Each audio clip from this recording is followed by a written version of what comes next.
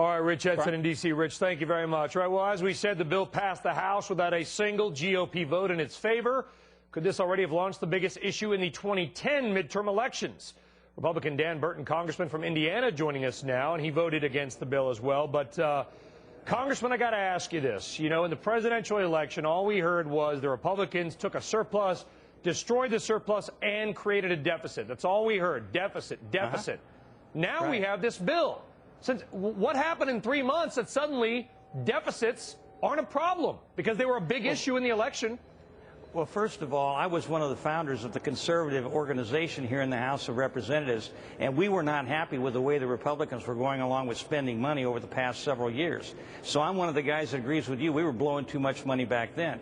But now, what we did is being improved upon by the Democrats to a huge degree in that they're blowing more money than we ever dreamed of being able to blow within a very, very short period of time. The bill we passed today was the largest spending bill in the history of this country, and it's going to end up costing well over $1 trillion when you add the interest in. And who's going to pay for that? Our kids, our grandkids, and the posterity of this country. We're going to see tax increases. I believe we're going to see very, very high inflation. And as my predecessor just said here a few minutes ago, we run the risk of not being able to borrow money from people like China. And I believe that Geithner just cut a deal with China to raise the interest rates on the money that we owe them so that they would buy more of our debt.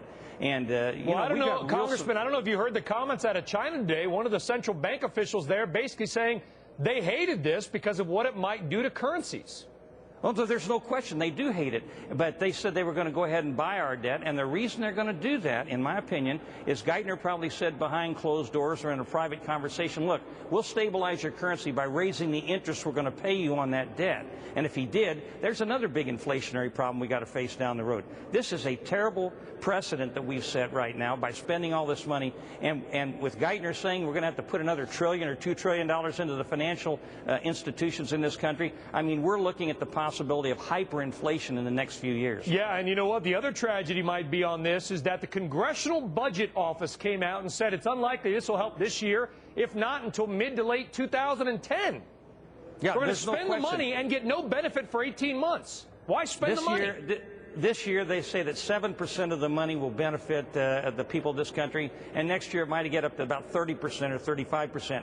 But you know, when you're talking about $1 trillion, that's not very much money, and it's really not going to create many jobs. As a matter of fact, over the period of time we're talking about, in Indiana alone, the plan that the Republicans talked about would have created 55,000 more jobs at about half the cost. Congressman Dan Burton, thank you very much for joining us, sir. We do appreciate it.